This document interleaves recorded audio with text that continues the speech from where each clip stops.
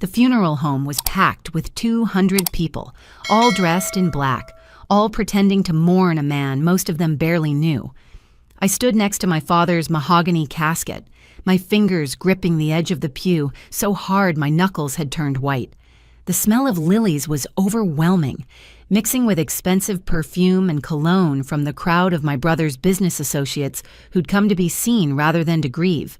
My brother Brian adjusted the microphone at the podium, that familiar smirk playing at the corners of his mouth. He'd worn his most expensive suit, the Italian one he bought with money he claimed came from a bonus, but I knew came from somewhere else.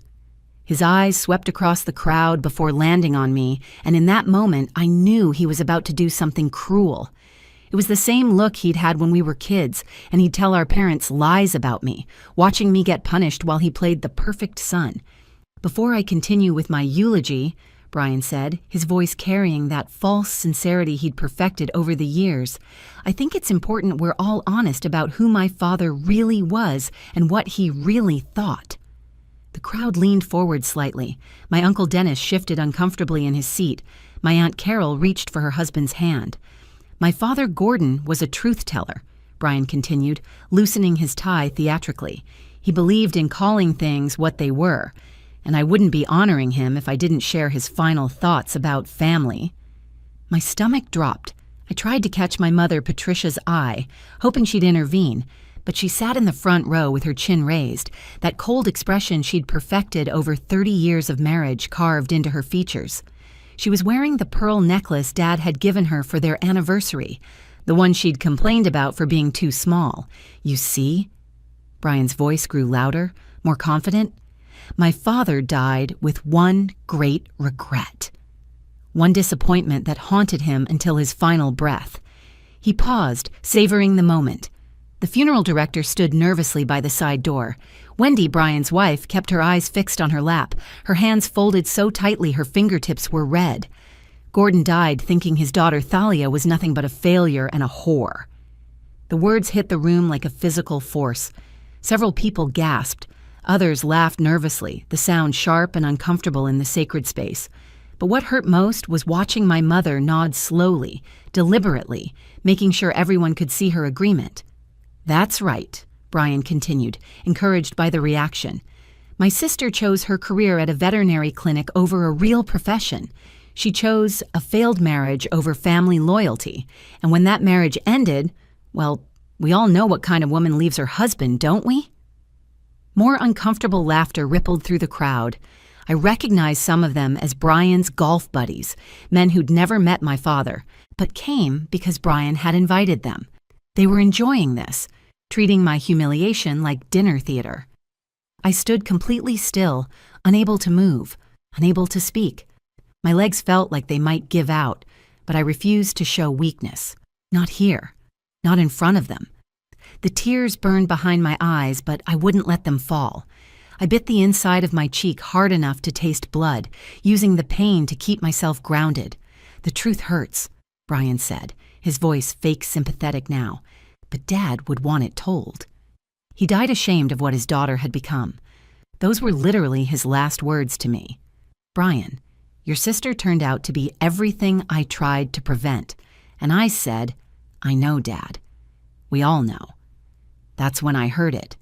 A small voice, clear and strong, cutting through the horrible silence that followed Brian's words. "Uncle Brian, you're lying." Every head in the room turned. My 9-year-old niece, Zara, stood up on the pew, still barely tall enough to see over the adults even standing. She was wearing the black dress with small daisies on it that I'd bought her last Christmas, the one she'd insisted on wearing because Grandpa loved daisies. In her small hands, she clutched a wrinkled envelope. Brian's face flushed red. "Zara, sit down immediately." But Zara didn't sit.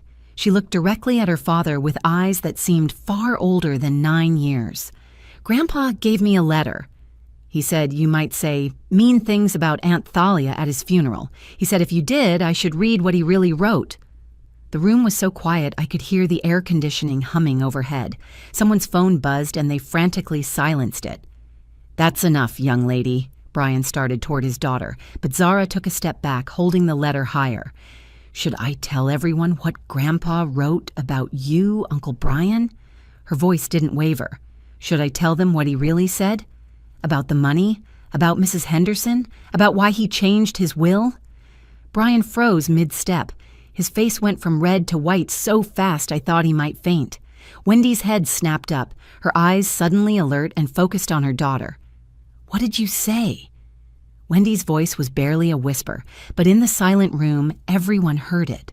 My mother stood up abruptly. "This is inappropriate." "Someone control that child." But Uncle Dennis stood up too, moving to position himself between Brian and Zara.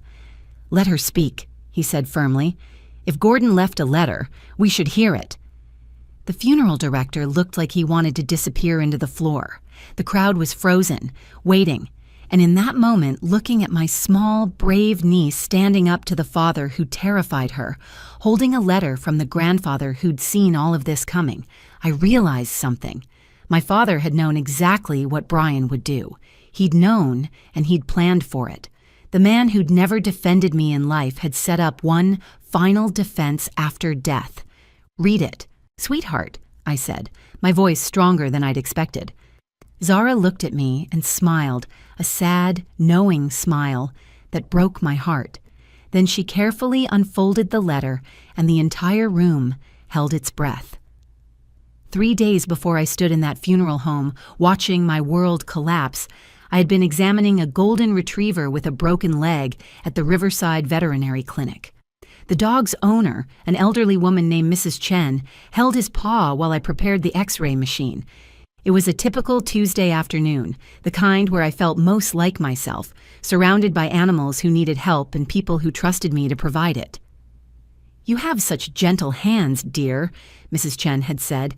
"Buddy never lets anyone touch him when he's hurt, but he trusts you." I was adjusting the X-ray plate when my phone rang. The caller ID showed my mother's number, which was unusual. Patricia Morrison didn't call me unless she needed something or wanted to criticize something. I almost didn't answer, but something made me pick up. "Your father's had a heart attack," she said without preamble. "He's at Riverside General." It doesn't look good.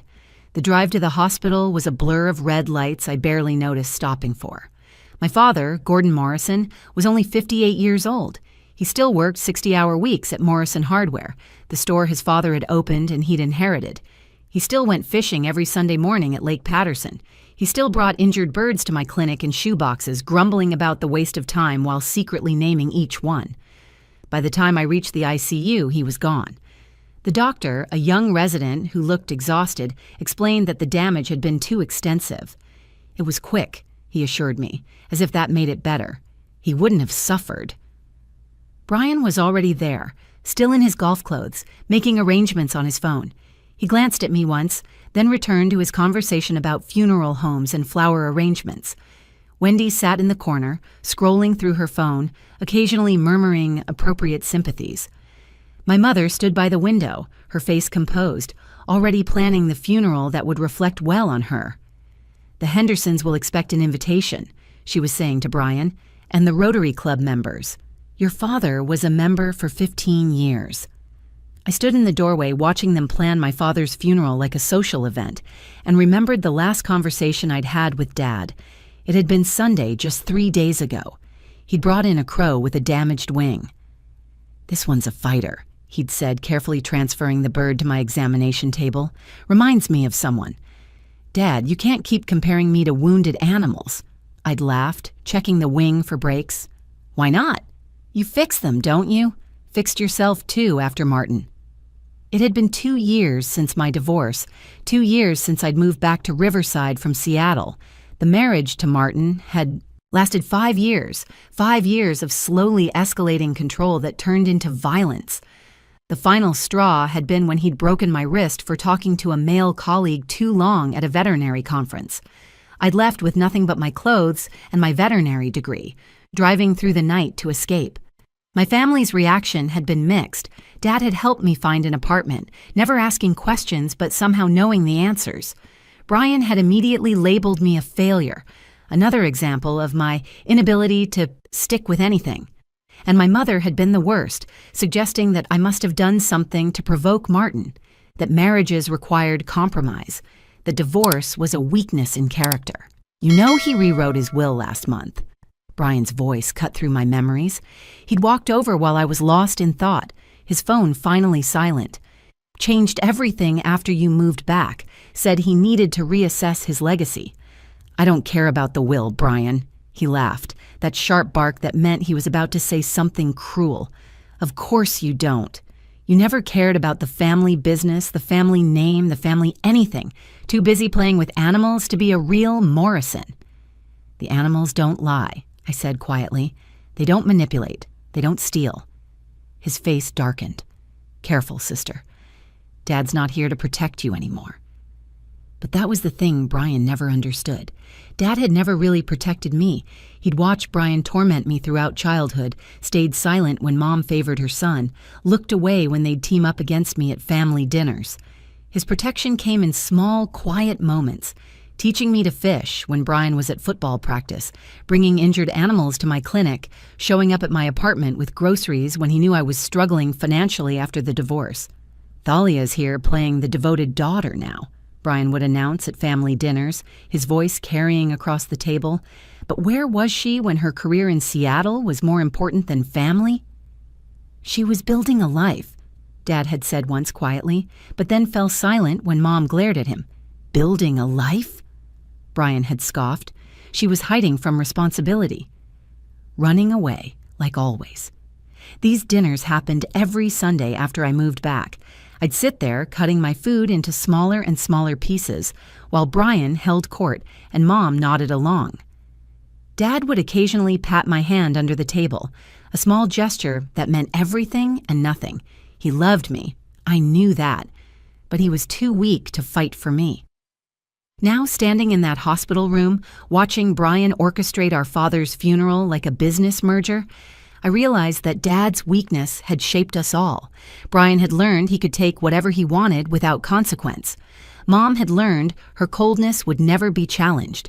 And I had learned to find love and acceptance anywhere but home, in the animals I healed, and the small community at the clinic who actually valued what I did. The funeral was set for Saturday. Brian made all the decisions while I stood silent, already knowing my assigned role. The disappointing daughter who would sit quietly while they revised history to suit their narrative. Saturday arrived with unseasonable warmth for March, the kind of day my father would have spent at the lake rather than inside a funeral home. I arrived at Shepard's funeral parlor at 9 a.m, 3 hours before the service, hoping to have a moment alone with Dad. The parking lot was empty except for Brian's Mercedes and the funeral director's sedan. I found Brian in the funeral home's office, going through boxes of Dad's belongings that he'd cleared from the hardware store. Mom sat beside him, sorting through photographs with clinical detachment, discarding ones she deemed unsuitable for the memorial display. "This one's terrible," she said, tossing aside a photo of Dad and me at my veterinary school graduation. "He looks tired and Thalia's hair is a mess." "I'd like to keep that one," I said from the doorway. They both looked up, Brian's expression immediately shifting to annoyance. "You're early. The family viewing isn't until 11. I wanted to place something in the casket." I held up Dad's favorite fishing lure, a battered silver spinner he'd used for 30 years. He caught his first bass with this when he was 28. "Absolutely not," Mom said, standing up. "We're not turning your father's casket into a tackle box. The funeral director has already arranged everything appropriately." "It's one lure, Mom." He loved fishing. "He loved many things," Brian interjected, pulling out a manila folder from the box. "Want to know what he didn't love?" "Here, found this in his desk. Your last performance review from that clinic in Seattle." He kept it for some reason. "Satisfactory performance. Lacks leadership initiative. Even your boss knew you were mediocre." "Why would Dad have that?" I asked, though I knew. Martin had forged it after hacking my email, part of his campaign to convince me I was worthless. I'd never seen it myself until now.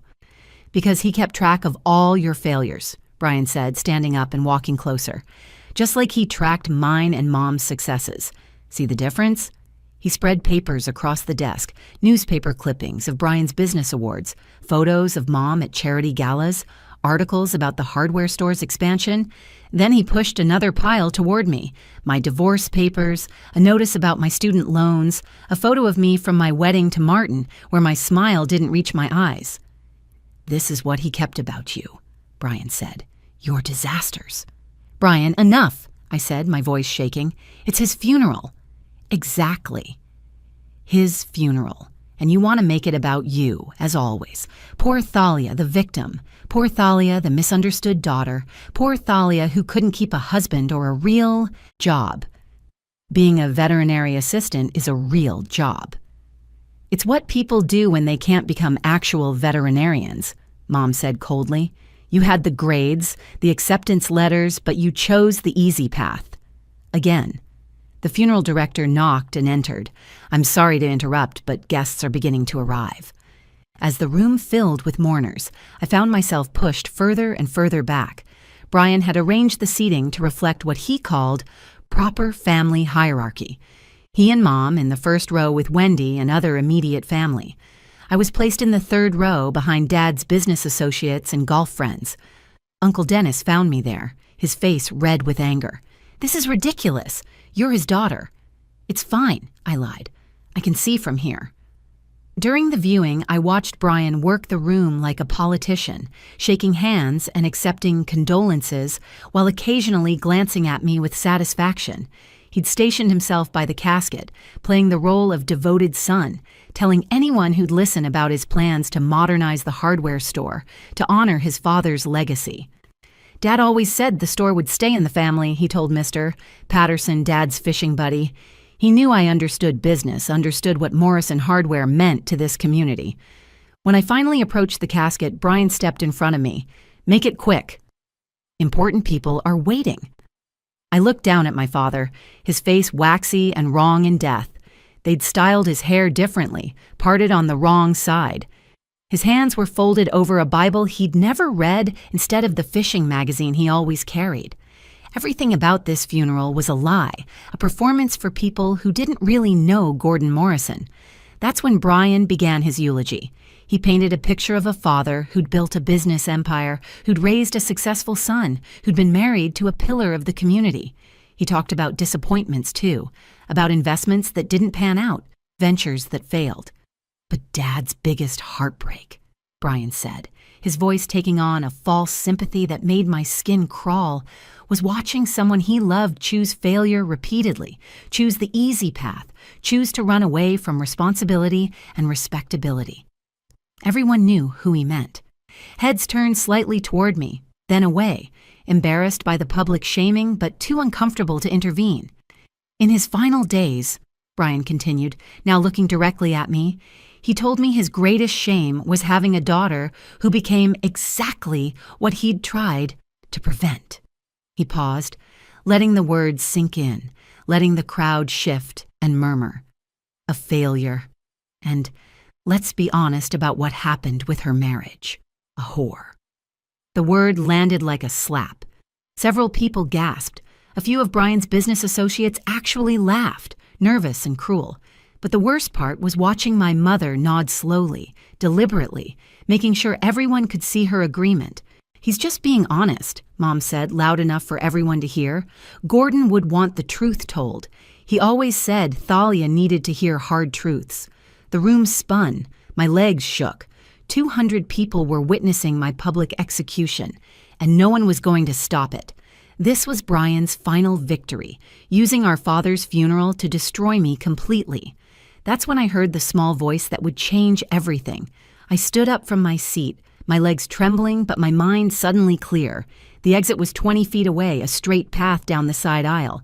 I would walk out with whatever dignity remained, leave Riverside forever, and never look back. These people had won. They could have their version of history, their lies about who my father was and who I was to him.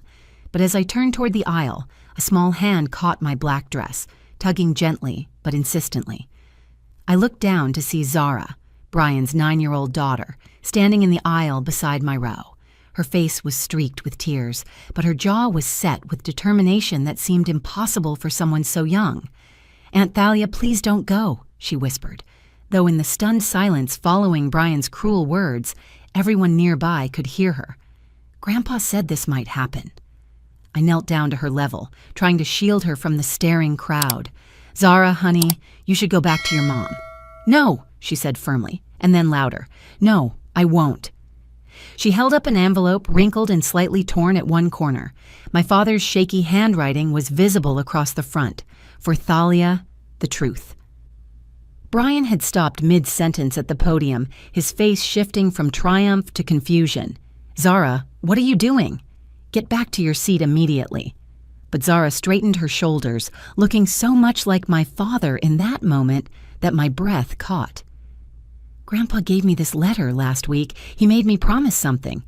The funeral director stepped forward uncertainly. Wendy half rose from her seat, her face pale. The crowd leaned in, sensing drama beyond the usual funeral proceedings. He visited me at school during lunch, Zara continued, her voice growing stronger. He said he was scared about his heart, said he'd been having pains. He gave me this letter and made me memorize what to do with it. Zara Marie Morrison, Brian's voice was sharp with warning. You will sit down right now or there will be consequences. That word, consequences, seemed to steal Zara's resolve. She turned to face her father fully. Like the consequences when you hit Mommy? Or the consequences when you took money from Grandpa's safe and blamed the cashier? Wendy stood up completely now, her mouth open in shock. Zara, what are you talking about?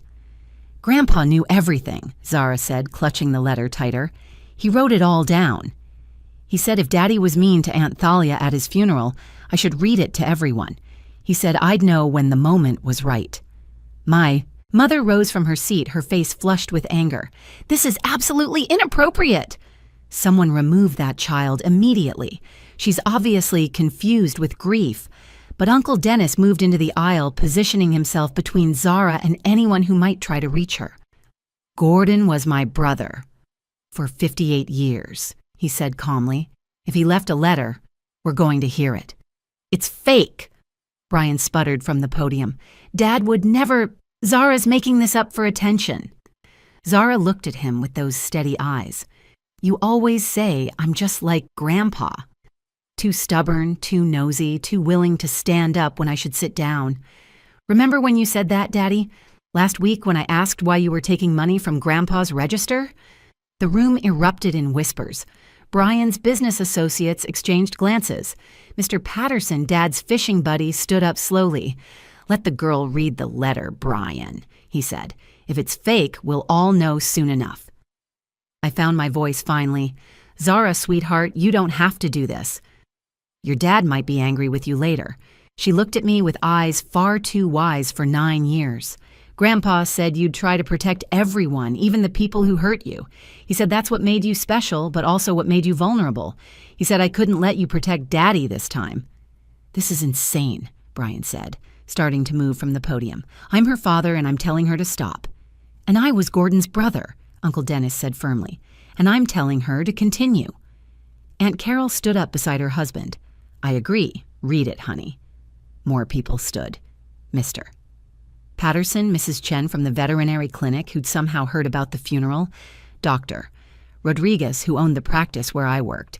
Even some of Brian's associates stood, perhaps sensing the authenticity in Zara's voice, or maybe just morbidly curious about what would happen next. Wendy walked over to her daughter, and for a moment I thought she would take the letter away. Instead, she knelt beside Zara and said quietly, Tell the truth, baby. Whatever Grandpa wrote, tell the truth. Brian's face had gone from red to purple. Wendy, you can't be serious. She's 9 years old. She's old enough to know right from wrong, Wendy replied, her voice carrying a strength I'd never heard before. Something you seem to have forgotten. Mom tried one more time. This is a funeral, not a circus. Gordon would be horrified. Gordon would be proud, Uncle Dennis countered. He always said the truth had a way of coming out. Looks like he made sure of it. Zara carefully unfolded the letter, her small hands steady now. The funeral home fell completely silent except for the sound of paper rustling. 200 people held their breath, waiting. Should I read all of it? Zara asked me. Even the parts about Daddy and Mrs. Henderson? Wendy's sharp intake of breath was audible throughout the room. Mrs. Henderson, she said, slowly. Our neighbor? Brian lunged forward then, trying to reach his daughter, but Uncle Dennis and Mr. Patterson blocked him. Don't you dare, he shouted. That letter is private family business. Then you shouldn't have made Aunt Thalia's pain public, Zara said simply. Grandpa said if you could hurt her in front of everyone, everyone should know the truth about you. She looked down at the letter, then back up at me. He loved you, Aunt Thalia. He loved you most of all. He wanted everyone to know that. I nodded, tears finally spilling over. Read it, sweetheart. Read it all. Zara stood straighter, holding the letter with both hands, and began to read in her clear, young voice that carried across the silent funeral home. My dear family, if you're hearing this, it means I'm gone, and Brian is probably turning my funeral into another opportunity to hurt Thalia. Son, I've watched you manipulate and lie for years, but I stayed silent because I was a coward. No more. Brian made another attempt to reach his daughter, but this time several men stood up, forming a barrier. His face was purple with rage, veins bulging at his temples. Zara continued, The truth about the will, I changed it last month, but not how Brian thinks. Everything goes to Thalia except for $1, which goes to Brian, the exact amount he stole from the register when he was 16 and blamed on Thalia. Yes, I always knew. I have the security footage saved, Brian. I've had it for 13 years. Gasps rippled through the crowd. My mother sank into her seat, her face white as paper. Brian has been embezzling from Morrison Hardware for 5 years. Every fake vendor payment, every inflated supply order, every cash withdrawal marked as emergency repairs is documented in a safety deposit box at First National Bank. Only Thalia has access now. The evidence includes forged signatures, falsified invoices, and photographs of Brian loading stolen inventory into his Mercedes after hours. These are lies, Brian shouted, his voice cracking. Dad was senile. He didn't know what he was writing. Zara looked at her father steadily.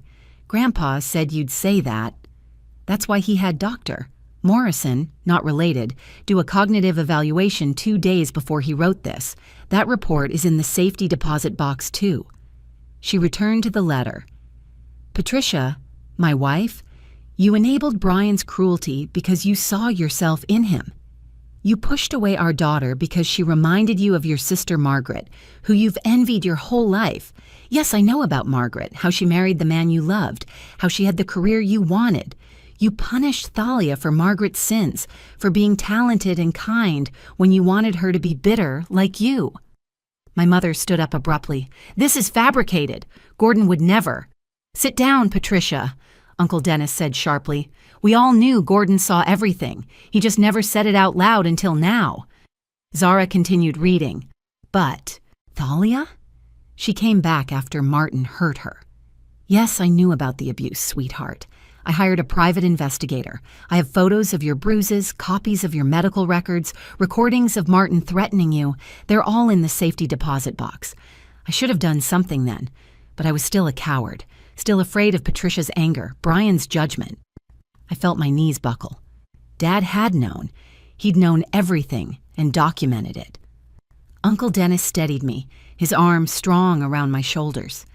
Every Sunday dinner Thalia attended while Brian mocked her was torture for me. Every cruel word Patricia said about the divorce made me sick.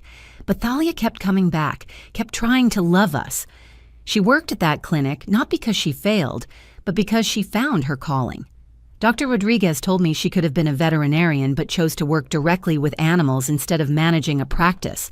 She chose compassion over ambition. Dr. Rodriguez nodded from his seat. It's true. I offered her partnership 3 times. She turned it down to keep working hands-on with the animals. Zara's voice grew stronger. Brian, you visited only when you needed money. 43 times in 2 years you came to the store after hours. 41 of those times, money went missing. You thought I didn't notice the pattern, but I documented everything. The veterinary clinic building at 445 Maple Street, I bought it last year through a shell company. The deed is already in Thalia's name. The house on Willowbrook, also hers. The hardware store, she can sell it and use the money however she wants. But knowing Thalia, she'll probably turn it into an animal shelter. Wendy had moved away from Brian entirely now, standing with Zara. "Keep reading, baby." "Now for the hardest truth," Zara read, her voice wavering slightly. "Brian has been having an affair with Susan Henderson for 18 months. I have credit card receipts from hotels, photographs from the private investigator, and a very interesting video from the security camera at the store from last Christmas Eve, when you told Wendy you were doing inventory." "Stop!" Brian screamed, lunging forward again, but this time his own business partners held him back. "Susan Henderson?" Wendy's voice was deadly quiet. "The woman who babysits our daughter? Who comes to our house for dinner every Sunday?" Zara looked at her mother apologetically, then continued, "There's more.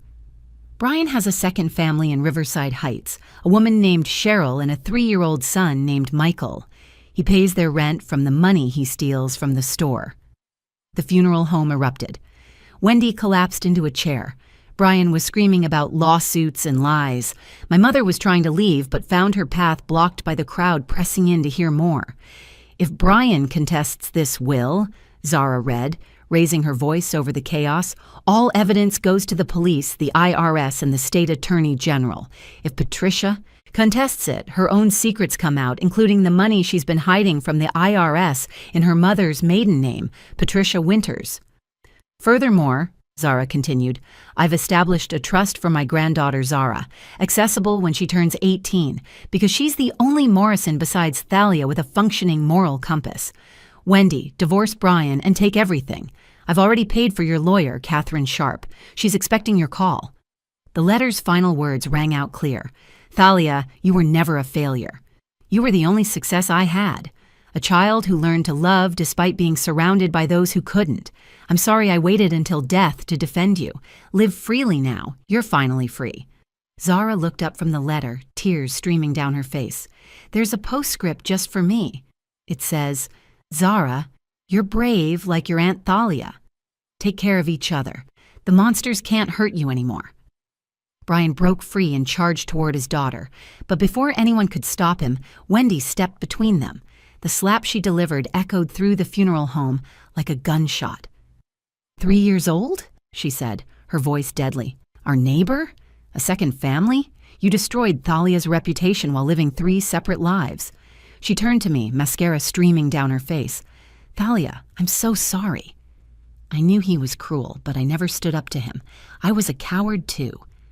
The funeral director finally found his voice. "Perhaps we should take a brief recess." "No," I said, standing up fully for the first time. "We're going to finish this funeral properly. My father deserves that much." I walked to the podium where Brian had stood, looking out at the assembled crowd. Some shocked, some satisfied, some already on their phones, presumably calling lawyers or reporters. "My father was not a perfect man," I said. "He was weak when he should have been strong, silent when he should have spoken. But in the end, he found his courage. He made sure the truth would be told, even if he couldn't tell it himself." I pulled out the fishing lure I'd brought.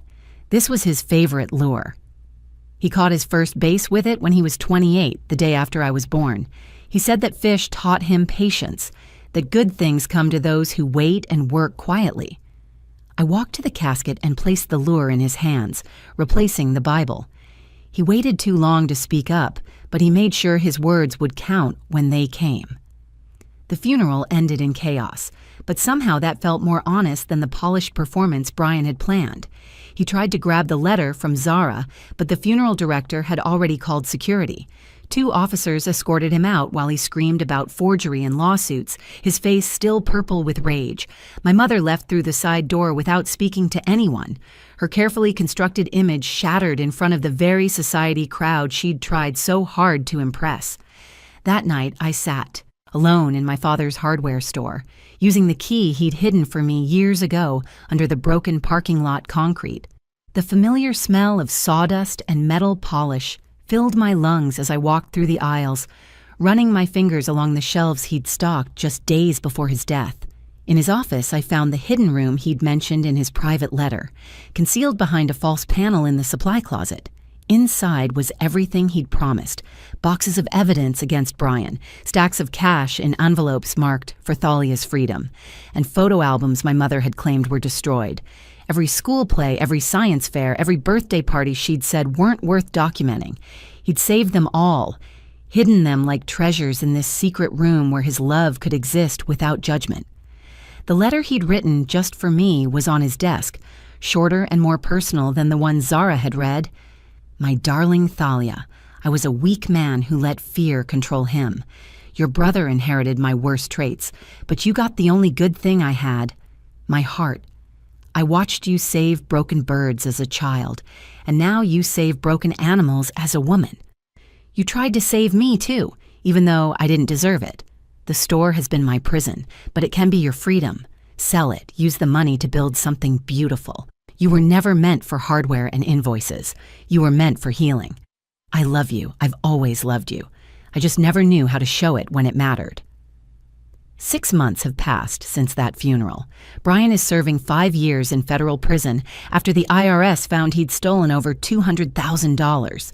They also uncovered 3 other businesses he'd been embezzling from using the skills he'd perfected at Dad's store. His second family disappeared after Cheryl discovered he had a third family in another county. Wendy divorced him within a month and got everything: the house, the cars, the hidden assets the forensic accountant found. She brings Zara to my new animal hospital every weekend where she volunteers in the recovery ward. Zara wants to be a veterinarian now, and she has the grades and determination to make it happen. My mother moved to Florida to live with her sister Margaret, the one she'd envied all those years. According to Margaret, who called me last month, Patricia spends her days sitting by the pool, refusing to discuss what happened. She's never reached out to me, never apologized, but Margaret says she keeps a photo of me from the funeral on her nightstand. It's the moment I stood at the podium, finally speaking my truth. I don't know what that means, and I'm not sure I care anymore. The hardware store sold for more than anyone expected. A young couple bought it, planning to turn it into a community makerspace. They kept the Morrison name out of respect for my father's legacy, the real one, not the one Brian tried to create. I used the money to expand the veterinary clinic into a full animal hospital with an emergency ward and a sanctuary for animals who can't be adopted. We opened the Gordon Morrison Memorial Wing last month. The plaque underneath his portrait reads, "For broken things that deserve to heal." At the opening ceremony, Zara cut the ribbon while wearing the daisy dress she'd worn to his funeral. "Grandpa would love this," she said, and I knew she was right. Dr. Rodriguez made me a full partner, but I still spend most of my time with the animals. Yesterday, someone brought in a crow with a broken wing, and I thought about Dad, about that last conversation we'd had. The crow was a fighter, just like he'd said, just like me. Some nights, I dream about that funeral, about the moment Zara stood up with that letter. A 9-year-old girl became the voice my father couldn't be in life, brave where he'd been cowardly, clear where he'd been silent.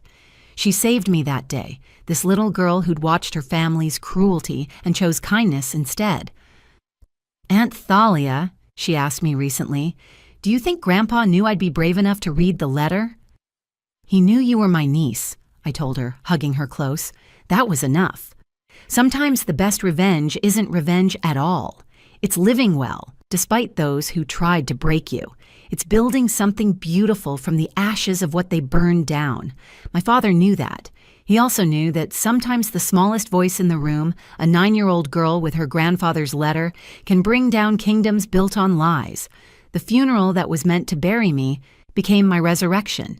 And every animal we save, every life we heal, every day I wake up free from my family's poison is a testament to a father who found his courage too late in life, but just in time to save his daughter. If this story resonated with you, if you've ever been the black sheep in your family or found your strength in unexpected places, please share this video with someone who needs to hear it. Leave a comment below about a time when the truth finally came to light in your life. And don't forget to subscribe to our channel for more powerful stories of redemption, courage, and the unexpected heroes who change everything. Remember, sometimes the smallest voices speak the loudest truths.